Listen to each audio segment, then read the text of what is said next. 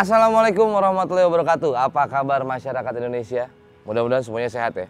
Gue mau ngebahas dua tokoh yang seharusnya kalian semua udah kenal. Gue mau ngebahas tentang Kiai Haji Ahmad Dahlan dan Kiai Haji Hasyim Asy'ari. Beliau berdua ini adalah dua tokoh besar yang mendirikan dua organisasi Islam terbesar di Indonesia. Di mana Kiai Haji Ahmad Dahlan itu adalah seorang pendiri Muhammadiyah. Dan Kiai Haji Hasyim Asy'ari adalah seorang pendiri dari Nahdlatul Ulama atau yang biasa kita kenal dengan NU. Beliau berdua juga peranannya untuk merebut dan mempertahankan kemerdekaan Indonesia itu besar banget. Dan juga dalam menyebarkan ajaran Islam di negara Republik Indonesia. Gitu. Jadi nih ya, buat antum-antum semua nih harus ngerti. Jangan sampai kagak ngerti yang kayak gini-gini. Ngerti bro, ngopi dulu. Thank you. Coba ini. Ngomong apaan sih? Emang kopi bikinan lu tuh luar biasa bro. Abisin nasi goreng ya? Canda. Udah, gue mau lanjut dulu. Tapi nih guys, tuh biasanya keselnya gue, ternyata di Indonesia ini masih ada yang masih mempermasalahkan dan ngebanding-bandingin yang mana yang lebih baik dan yang mana yang lebih benar.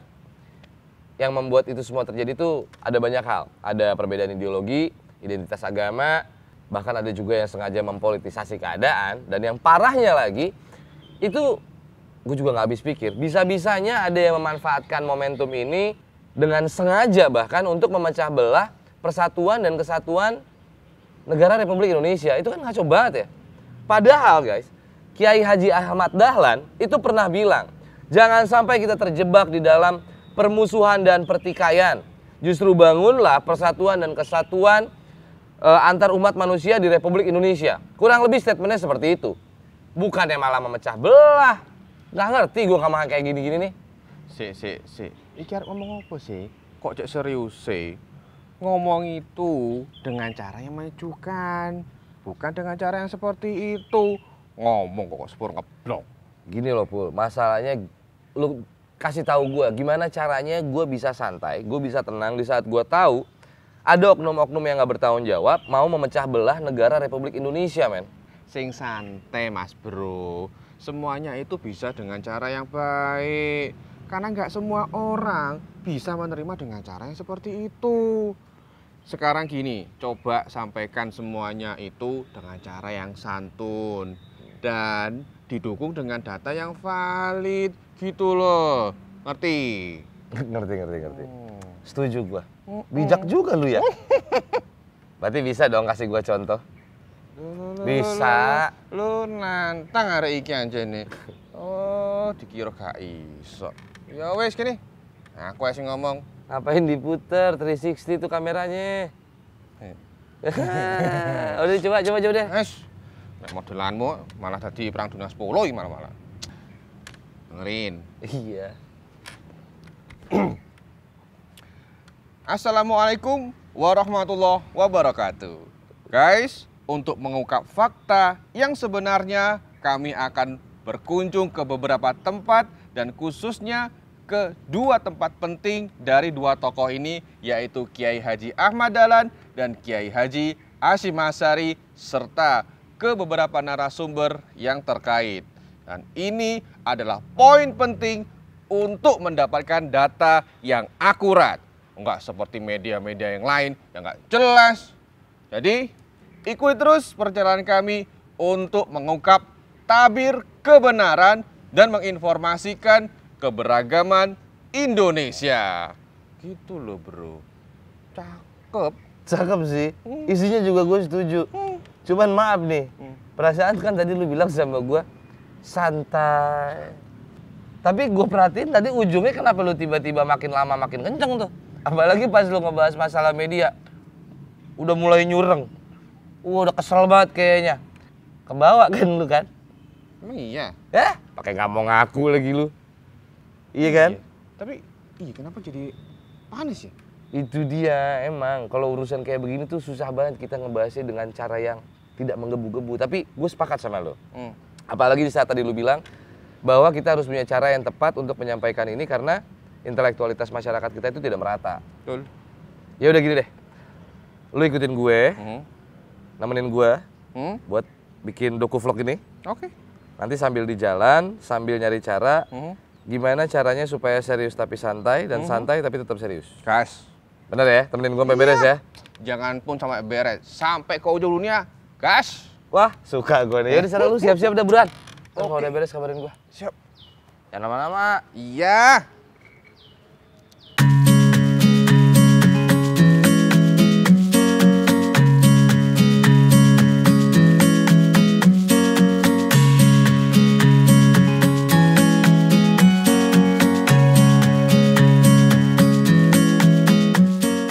Pul, lu sepakat dong sama gue kalau di era sosial media kita sekarang nih ya, banyak banget informasi yang dibelok-belokin tuh. Bahkan sampai muter balik. Dan cenderung ngegiring kita ke titik hoax, ya nggak sih? Iya sepakat sih, Vic. Pemainnya kan yo, ini ngeri dewe. Literasi masyarakat kita tuh masih rendah. Ya, muka-muka perjalanan kita ini bisa memberikan manfaat. Informasinya gamblang, jadi membuka semua yang masih dikira abu-abu di masyarakat. Gitu? Bismillah. Si paling santai, udah mulai serius lu. Ya.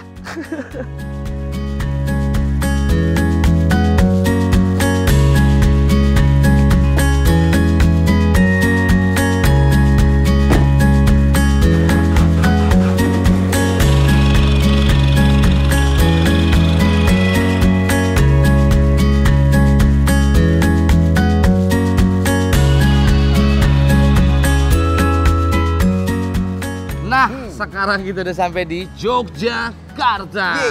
Jogja. Kenapa ke Yogyakarta? Karena Yogyakarta itu adalah tempat kelahiran dari Kiai Haji Ahmad Dahlan. Dari sini kita akan langsung menuju ke langgarnya Kiai Haji Ahmad Dahlan. Oke. Nah, ada yang menarik nih. Apa? Sepanjang perjalanan nanti kita, itu bakal kita ngelewatin gang-gang kecil. Terus kita bakal ngelewatin rumah-rumah tua. Wah, itu berasa nostalgia banget tuh. Menarik kan? Menarik. Apa yang menarik? Gimana sih lu? Lu tau istilah heritage nggak? Heritage itu adalah bangunan tua yang punya unsur sejarah yang sengaja dipertahankan supaya literasi, budaya bertutur, sama bukti otentiknya ada. Jadi korelasinya bisa dikorelasikan gitu. Atur. Udah ya, kita langsung ke sana. Ayo. Nah, akhirnya kita sampai juga di sini nih. Pegang ini buku gue nih. Ah, nyusahin. Elah, hitungan banget sih tibang buku doang. Nah, ini nih. Ini yang dari tadi gue ceritain, Langgar Kidul Haji Ahmad Dahlan. Di sini nih, Pul, pertama kalinya Kiai Haji Ahmad Dahlan melakukan perjuangan dan berdakwah. Mantap ya? Nah, kalau yang ini rumahnya nih, Pul. Itu memanjang sampai sana tuh. Sampai mana? Habis itu. Nah, kalau yang depan lo, ini yang paling gue suka. Ini adalah bangunan sekolah pertama yang dibikin sama Kiai Haji Ahmad Dahlan. Dan bangunannya masih dipertahanin sampai sekarang. Keren. Pinter kamu ternyata, Vic. Ah, gue emang elu. Sok pinter. Tapi pasti kamu nggak ngerti soal info ini. Apa? Belakang ini langgar ini, Vic. Ah. Kabarnya itu pernah dibakar oleh massa. Wah, si paling ngerti. Kata siapa? Kata orang, Vic. Alah. Kalau cari informasi juga kan lu yang bilang, yang valid. Ini kan sekarang kita mau ketemu keluarganya nih. Nah, biar pasti daripada kata orang, kita tanya sama keluarganya. Sekalian kita gali, ini langgar kenapa pernah dibakar? Assalamualaikum warahmatullahi wabarakatuh. Waalaikumsalam. Apa kabar Mas Fikri? Alhamdulillah sehat. Bapak siapa ini? Wah, ini temen gua, kenalin. Saya bosnya. Oh, bosnya saya Ahmad kalau begitu. Bos saya pegang. Bos macem apa? Apa kabar, Mat? Alhamdulillah sehat. Ih, pas banget. Gimana nih Mas Bro, Fikri, ada apa nih? kebetulan gue sedang menggali dan mencari informasi tentang Kiai Haji Ahmad Dahlan. Nah, datang ke sini tuh tujuannya salah satunya gue pengen lihat ruangannya, pengen tahu lebih dalam. Kan ada lu nih. Ya. Bisa nggak bantuin gue dong? Bisa banget Mantap. dong, boleh. Mantap. Yuk, kita langsung di mana? Sini, boleh? Boleh. Oke, jadi bangunan ini adalah 2 kelas pertamanya Kiai Dahlan. Ketika Kiai Dahlan merintis sekolahnya yang pertama. Tetapi sebelum itu, ini adalah tempat langgar yang lama. Jadi langgar yang dirubuhkan itu, kalau pernah baca mungkin dulu tempatnya ada memanjang di 2 kelas ini. Tuh, Di sini, bener kan Fik? ya, di sini adalah ruang diorama yang isinya tentang keluarga Kiai Dahlan dan perjuangan Kiai Dahlan beserta Muhammadiyah. Seperti Oke. di dalam 3 album foto ini bisa Mas Fikri buka dan Mas Saiful. Ini tentang keluarga besar Kiai Dahlan. Oke. Menarik. Kita kemana lagi nih? Nah, kemudian di sebelah sini ini ada potret Kiai Dahlan dengan pesannya Kiai Dahlan. Di sini ada Cubria, ujub, kikir ya. Jadi ini adalah pesan dari Kiai Dahlan, sifat yang harus kita hindari. Jadi jangan ujub. Cubria jangan tuh kikir. beliau yang bikin ya? Singkatan itu ya? Iya, betul. Ya, Mas Fikri dan Mas Saiful di sebelah ini juga sama seperti ruang di sebelahnya tadi. Isinya foto-foto tentang keluarga besar Kiai Dahlan dan sejarah Muhammadiyah. Gue mau nanya, Ya. kenapa selalu ada globo ya? Ya, jadi Globo dan Kiai Dahlan ini tidak terpisahkan. Nah, kenapa kok tidak terpisahkan? Karena salah satu perjuangan Kiai Dahlan yang pertama itu tidak terlepas dari Globo, yaitu ketika Kiai Dahlan mengoreksi arah kiblat. Oh, Iya. bener kan? Apa bener lu nggak sempet ngomong apa-apa soalnya? Kita kemana lagi? Ya. Ini kan kalau 2 ruangan kelas ini udah. Ya. Gimana kalau kita lanjut ke ruangan yang lain? Boleh, nanti kita bagian langgarnya. Jadi kalau ini adalah bagian Waduh, kelasnya, ya. langgarnya nanti di bagian Yang tadi lu bilang pindah ke atas tuh. Iya, Ayo, betul. jelas. Oke, silakan lewat sebelah sini. Ayo.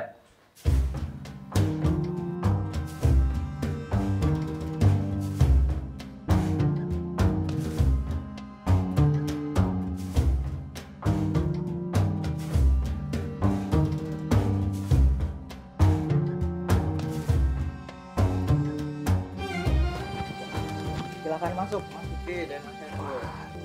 Nah, ini adalah bagian langgarnya atau musolanya. Kalau kita menunduk sedikit ke arah sana, Ya. kita bisa lihat atapnya Masjid Gede Kauman. Jadi, memang posisi kita ini ada di paling selatannya Kampung Kauman. Makanya tadi di bawah ada tulisannya Oh. Langgar Kidul. Kita sambil duduk-duduk. Oh iya, silakan. Ini kenapa dikotakin? Ini ada ceritanya ini. Oh, Ini dikotain karena yang pertama adalah tempat imam, itu yang pertama jelas Ya, pengimaman. Kemudian yang kedua, di dalam kotak ini itu ada goresan yang dipercaya sebagai goresannya Kiai Dahlan. oke. Goresannya untuk sebagai patokan arah kiblatnya. Jadi kalau kita lihat, ini garis lintangnya Ya. panjang sekali, lurus sampai keluar kotaknya. Kemudian goresan arah kiblatnya dekat jari saya ini. Oh, itu arah Jadi kiblatnya. serong beberapa derajat ke utara. Nah ngomong-ngomong gini, sebelum nanti gue cabut dari sini, lu bisa nggak nemuin gue? Atau mungkin lu bisa ngewakilin untuk gue bertanya lebih dalam lagi, lebih atau ada keluarganya yang lain yang bisa kira-kira lu rekomendasiin? Sebentar, coba saya ingat-ingat dulu. Oh, ada satu bude saya, namanya Bu Widya Stuti, biasanya dipanggil Bu Wiwit. Tapi lu bisa jembatanin berarti ya? Bisa, Ketemu Wiwit ya? nanti aku bantu hubungin Bu Wiwit. Cocok. Ayo deh, ya. Tuh. Gas. Gas, silakan. Ayo deh. Bismillah.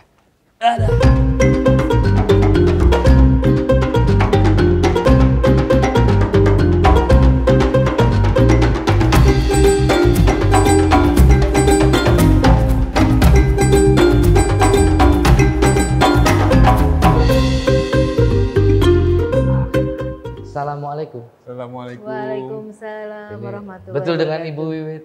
Iya betul. Ibu kenalkan aku Fikri. Saya Saiful, Bu. Nah, jadi aku sama Saiful sedang menggali dan mendalami tentang 2 tokoh besar di Indonesia ini yang sejarahnya juga lumayan besar. Salah satunya Kiai Haji Ahmad Dahlan. Silakan kira-kira informasi apa? Kayaknya kita mulai dari sosok beliau deh. Ya jadi seorang Ahmad Dahlan ini sebenarnya adalah sosok anak muda. Dia kan lahir di lingkungan Kauman ya. Ya. Lingkungan yang memang dia sudah secara agama sudah terbentuk. Kemudian orang tuanya juga seorang kiai dan juga seorang apa ya istilahnya pegawai keraton gitu. Ya. Jadi memang sosok ini sebenarnya adalah sosok yang sudah secara lingkungan itu sudah sangat terbentuk. Nah, seorang Kiai Ahmad Dahlan itu waktu itu namanya Muhammad Darwis. Tapi ngomong-ngomong Bu, sebelum kita berlanjut jalan, ini bukan kapal Titanic ya? Bukan ya, inilah Dia ini serem sebenarnya ini adalah awal dari perjalanan seorang Ahmad Dahlan ketika dia bisa bertemu dengan tokoh-tokoh dunia. Oh, Jadi kan kapal ini adalah ya ilustrasi yang dipakai kendaraan oleh ya? beliau ketika naik haji pertama kali tahun 1800-an ya. Nah, karena Ahmad Dahlan ini memang pada dasarnya adalah seorang yang sangat cinta pada ilmu. Jadi dia itu syahwat untuk belajarnya itu tinggi banget gitu. Nah.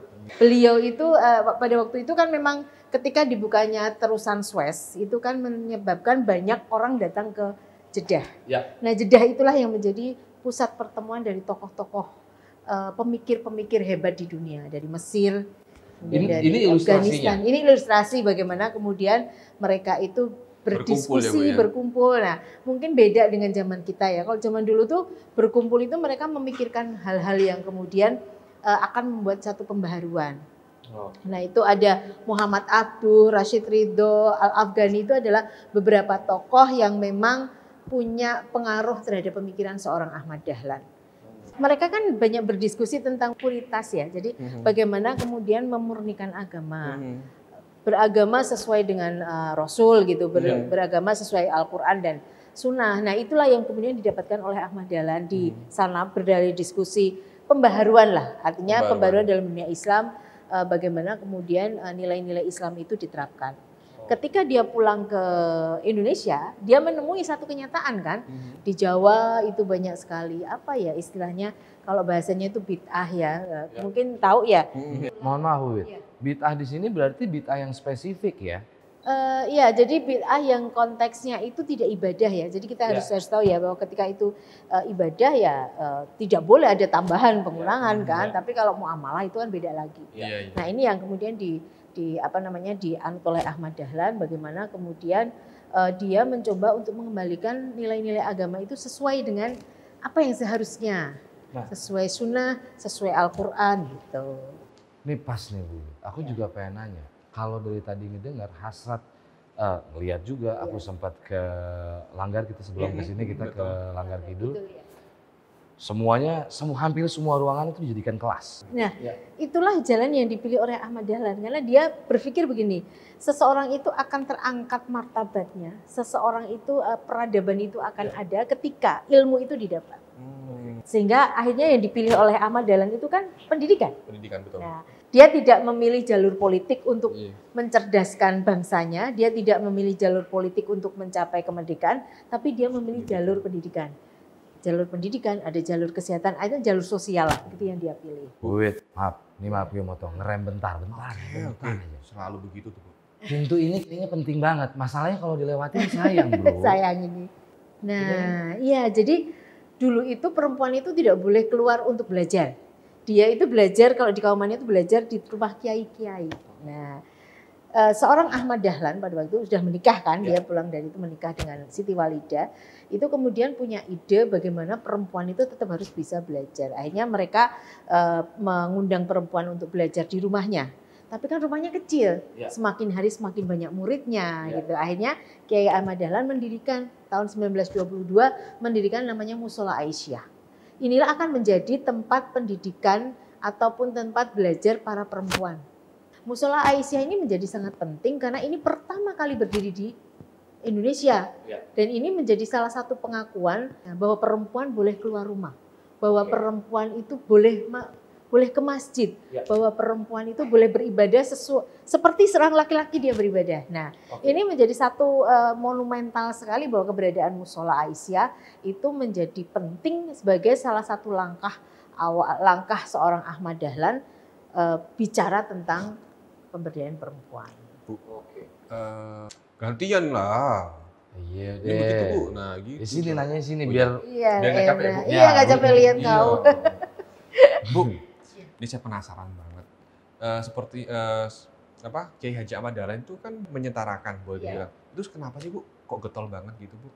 Ya karena di dalam Al-Quran di surat An-Nahl 97 itu kan memang kesetaraan itu ada di Al-Quran dan itu yang diyakini oleh seorang Ahmad Dahlan gitu. Bagaimana kemudian perempuan laki-laki itu harus mendapatkan kesempatan yang sama ketika dia akan beramal. Beramal itu salah satunya juga dia menempuh pendidikan, itu kan bagian dari beramal. Nah itulah kenapa kemudian Ahmad Dahlan itu getol untuk kemudian memberikan kesempatan kepada perempuan. Bu, tadi Ipul ngomong sama saya, waktu sebelum kita ketemu sama Bu Wiwit, kan kita ke Langgar. Ipul katanya dengar dari orang, Langgar pernah dibakar. Iya Bu. Itu gimana ceritanya? Jadi ini sebenarnya adalah pertentangan ya. Jadi kan Kiai Dahlan itu kan punya produk baru. Jadi kita tahu kan waktu itu kalau kita mau sholat itu zaman dulu sholat itu ya ke barat-barat aja gitu loh. Sementara ketika Ahmad Dahlan itu sudah ke Mekah, dia tahu oh letak Mekah itu dengan Indonesia itu mananya sih. Kalau aku ke barat itu arahnya memang benar-benar ke Ka'bah atau kemana gitu. Nah setelah dihitung-hitung gitu, harusnya tidak boleh kemudian lurus, tapi harusnya kemudian ada serong. Nah ini ternyata perubahan ini kan tidak dikehendaki oleh beberapa tokoh kiai. Waktu itu adalah Kiai Pengulu ya, yang ada di Kauman itu, sehingga memang dianggap bahwa Ahmad Dahlan ini akan membuat onar gitu dengan merubah arah kiblat. Nah, sebenarnya ketika dia membongkar atau merubuhkan musolanya atau langgarnya itu ya dalam konteks itu ya biasa kan, itu adalah miskomunikasi dinamika. Miskomunikasi karena yang satu udah tahu, betul. yang satu belum dapat belum dapat ilmunya, tapi dia sudah memegang ini dulu itu seperti ini gitu. Nah ini kemudian kan dirobohkan lah itu, dirobohkan, dibakar, sehingga itu membuat seorang Ahmad Dahlan itu terpukul gitu ya. Dia merasa aduh aku nih perjuanganku sia-sia nih. Akhirnya dia sempat, bahasa Kaumannya itu sempat mutung gitu ya. Mutung, tahu kan mutung ya. Akhirnya dia sempat mau pergi dari Jogja, tapi kemudian dihalangi oleh kakak iparnya gitu, yang dia mengatakan kamu tetap di sini, tak bangun ke langgarmu sing luwih apik. Agak mundur nih. Jadi kami berdua tuh sebenarnya sedang resah sama sesuatu. Jadi kami itu sedang menggali ada apa ya dengan dunia sekarang. Karena kan sebenarnya yang kami tahu, koreksi kalau salah, Kiai Haji Ahmad Dahlan dengan Kiai Haji Hasyim Asy'ari itu sahabat dekat. Sahabat dekat, satu guru, satu seperguruan. Dan menariknya, lu nemu diksi apa di setiap literasinya itu? Unik. Selalu Bu Wiwit bisa sedikit ceritain nggak sih? Mungkin tentang unik gitu loh Bu. Ya, Kami uniknya, terus kedekatan mereka bagaimana? Unik sih Bu. Sebenarnya mereka itu dekat, sangat dekat ya. Jadi mereka satu seperguruan. Kemudian pernah juga belajar di Arab dalam satu waktu yang hampir bersamaan. Nah, kalaupun sekarang ini ternyata mungkin dipandang banyak sekali ada pertentangan, ya itu adalah dinamika. Karena kalau kita lihat sejarahnya ya, saya ceritakan sejarah ketika anak-anak Jombang, anak-anak Gresik itu mau belajar ke Jogja, mereka izin kok ke kiai-kiai di Jombang itu. Artinya dan kiai dari sana juga oke, nggak apa-apa gitu. Mereka nggak ada masalah. Di awal itu dinamika pertemuannya sangat luar biasa. Dan kemudian ada perbedaan juga. Kami di Muhammadiyah itu kan selalu ada perubahan itu biasa. Jadi mungkin kalau pernah dengar dulu Muhammadiyah juga pakai kunut, iya dulu. Tapi kemudian ada perubahan, ada sumber lain yang kami temukan. Oh, itu berubah dan itu biasa. Dan boleh dibilang gini nggak sih, ini bukan perkara siapa lebih baik, siapa lebih benar. Enggak, iya. Ini cuma pilihan dari yang dan kita semuanya boleh gitu. Harus paham semua kan ada dasarnya, ya kan? Kita yakin Kiai Hasyim Asy'ari itu juga punya dasar yang kuat, Ahmad Dahlan juga punya dasar yang kuat. Semuanya ada dasarnya karena mereka kiai-kiai kan, mereka orang-orang pintar gitu. Kita menurut saya tidak bisa mengatakan dasarmu salah, dasarku yang benar, enggak juga gitu kan, semuanya punya alasan. Sepakat nggak Bu Wiwit? Kalau masalah itu terjadi karena orang-orang yang cuma tahu cerita kulit ari doang. Ya betul. Nggak mendalami dalam banget, Betul. cuma ke bawah media. Mungkin kadang-kadang kita itu harus bermain narasi ya. Kalau saya melihat Hasyim Asy'ari maupun Ahmad Dahlan itu kan bermain narasinya luar biasa. Bagaimana dia mengatakan misalnya kamu boleh jadi insinyur, mister, tapi kembalilah kamu ke Muhammadiyah, gitu ya. Hidup-hiduplah Muhammadiyah, jangan cari penghidupan di Muhammadiyah. Gitu. Ada narasi-narasi yang sangat luar biasa yang menurut saya ya disitulah kekuatannya. Jadi kadang-kadang kita itu diperkeruh dengan narasi-narasi yang sebenarnya tidak perlu. Gitu yang jelas mereka berdua tidak pernah saling menyalahkan.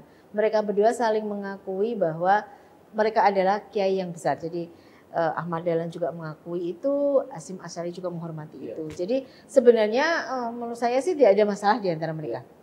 Jadi clear itu sebenarnya. Kalaupun sekarang ini kita yang di bawahnya itu bermasalah, ya sebenarnya kita harus tahu masalahnya sebenarnya di mana ya. Ya kan? Dan kita nggak usah mempertahankan. Yang penting kan Islam. Dasarnya beda-beda, ya semuanya kan punya pilihan. Itu yang harus kita lakukan. Nah sekarang aku pengen nanya lebih dalam lagi sisi humanisnya di mata keluarga. Beliau tuh orangnya seperti apa sih? Beliau itu adalah sosok yang sangat menurut saya sih sangat luar biasa. Satu, kekuatan silaturahminya. seorang Ahmad Dahlan itu adalah seorang yang sangat senang bersilaturahmi, senang berkumpul. Rumahnya itu akan selalu terbuka untuk siapapun. Dan ketika ada orang yang datang ke rumahnya, pasti akan disuguhi apa ya, dijamu. Kalau satu hari tidak ada tamu di rumahnya, maka dia akan pergi ke stasiun untuk mencari orang yang musafir. Diajaklah dia ke rumah untuk berdiskusi, dikasih makan. Itu ke humanisme beliau itu sangat luar biasa. Di samping kiai yang kemana-mana itu ibaratnya itu disubio-subio gitu ya. Tapi beliau itu sangat senang dan tidak merasa saya mengajak orang untuk datang ke rumah. Itu kalau keluar nih. Iya. Kalau ke dalam, bagaimana beliau dengan istrinya? Apa ada centil-centilnya? Ada mah, ada gitu-gitunya. Ke anak-anaknya dia bermesra-mesra misalnya. Benar. Kalau dengan anak-anaknya yang jelas seorang Ahmad Dahlan itu kalau saya membahasakan itu ibda binafsik ya. Mulailah dari diri sendiri. Beliau itu sangat dekat dan sangat sayang sama anak-anaknya. Tapi ketika sudah bicara soal ibadah, beliau sudah tidak ada ampun. Ya, jadi sholat. Itu tidak bisa ditawar. Jadi dari sisi ibadah beliau sangat tegas. Tapi dari sisi hubungan antara anak dengan beliau gitu, beliau sangat hangat gitu. Dia mengajak anaknya untuk kemudian ikut terlibat dalam apa yang dilakukan oleh ayahnya. Dan kemudian Ahmad Dahlan itu memang mengajarkan kepada keluarganya bahwa harta itu bukan sesuatu yang kemudian harus digenggam. Bahwa harta itu adalah sesuatu yang harus disampaikan. Kalau sama istrinya romantis? Sama istrinya ya dibilang romantis. Atau yang gitu. kaku gitu kan, ada yang kaku ya? Kaku sih enggak, tapi jadi pernah gini. Ini ketegasan beliau. Suatu saat pernah kan beliau sakit gitu ya. Beliau sakit keras, kemudian oleh dokternya diminta tidak kemana-mana gitu. Tapi beliau tetap keras karena saya mau ngaji nih, saya mau diundang ngaji. Kemudian si Siti Walidah itu sudahlah Kiai di rumah aja. Terus Kiai bilang, tadi itu setannya itu cuma satu dokter lah. Sekarang kenapa istriku jadi setan juga? Ya Allah. Karena itu istrinya mau ngambek salah. Iya, jadi itulah. Jadi kalau saya katakan Kiai kalau sudah urusan seperti itu beliau sangat Mohon maaf Bu, keras. berarti bisa dibilang keras kepala sekali untuk urusan pendidikan, dakwah dan Kalau saya nggak setuju dengan keras kepala ya, karena beliau itu pegang teguh prinsip. Ketika dia sudah punya saya harus berjuang. Ya sudah, selama saya masih bisa melangkah, saya akan lakukan itu. Jadi berarti benar-benar memang keteguhan, kehusyuan, keseriusan dan pilihan hidupnya. Niatnya tuh bulat, nggak kayak dirimu bro. Ya gue Niatnya mikirnya apalagi lu bulat. kan sama. itu keistimewaannya Ahmad Dahlan lagi, bagaimana dia bisa menyampaikan pemikiran dia dengan baik kepada keluarganya. Ya. Sehingga dukungan dari keluarga itu luar biasa. Berarti bisa disimpulkan bahwa Kiai Haji Ahmad Dahlan itu adalah seseorang yang tetap humanis, tapi peranannya nggak bisa dipandang sebelah mata karena apa ya? Karena apa yang dia ucapkan itu dia lakukan kemudian diturunkan. Ya. Dan Ahmad Dahlan juga bukan orang yang garis keras, memberikan pilihan, Betul. memberikan pandangan. Karena Ikut ayo. Ayu, Nggak apa-apa. betul. Sudah, Karena saya mencatat statement beliau bahwa jangan menduakan pandanganmu. Kalau seperti itu. Sehingga itu memberikan pilihan sebenarnya. Toleransinya sebenarnya tinggi sekali beliau. Ya. Bu, makasih banyak ya. Sama-sama Terima kasih Mas. banyak. Ini Salam sama sama Mas keluarganya. Saiful. Terima Iya, kasih, Bu. insya Allah. Mudah-mudahan Mudah-mudahan ada semangatnya ya. Jadi Amin. saya Ahmad Dahlan berjuang itu ketika usianya muda. Ya. Masih muda. Jadi ini adalah semangat bagi kita semuanya bahwa ketika kita di usia muda itu kita harus tahu apa yang kemudian bisa kita lakukan. Nah, jadi ini pesannya bahwa anak muda itu tidak boleh sibuk dengan dirinya sendiri. Ya. Dia harus bisa melihat ke kanan dan ke kiri. Saya muda, tidak tahu sama dia, Bu. Ya udah, Bu. Yang penting gua muda terus. Oke, terima Bu, kasih. ayo Mudah-mudahan dulu, bermanfaat muter-muter ya. bareng. Amin. Oke, monggo. Silakan, Bu.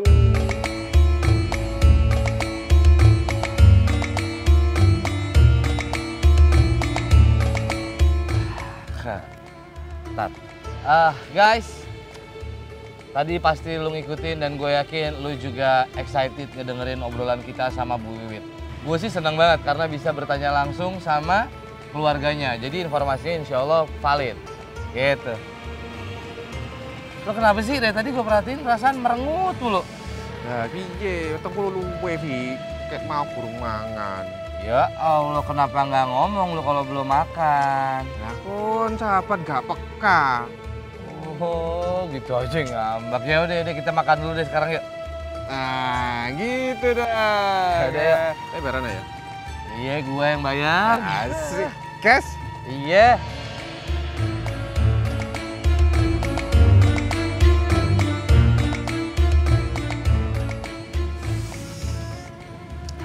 Udah, kenyang lo. Mantap pokoknya. Ya gini dong dari tadi nih Vi. Kalau ini penuh, ini pun oke. Baru tahu gue senyum lu ada di lambung. Nyambung soalnya. Oh ya Fik, berarti di Kiai Haji Ahmad Dahlan udah ya? Ya udahlah. Oke. Terus bahasnya kapan? Ya sekarang langsung ini udah kenyang kan lo? Udah. Iya udah langsung jalan, gak usah pakai lama. Ya udah dong.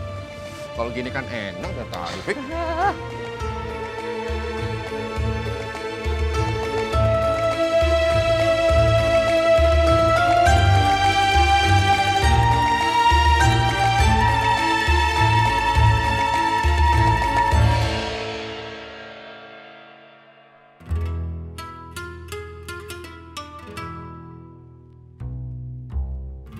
Fik, kamu tadi kan bilang beda boleh, fanatik jangan.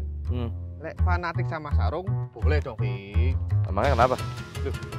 Kok zamannya mbahku, bapakku, aku, kabeh gawe sarung mangga Fik. Sarung mangga? Yo, Sama gue juga. Gue pakai sarung mangga. Bangga gue. bangga ya. Bangga bersarung mangga gue.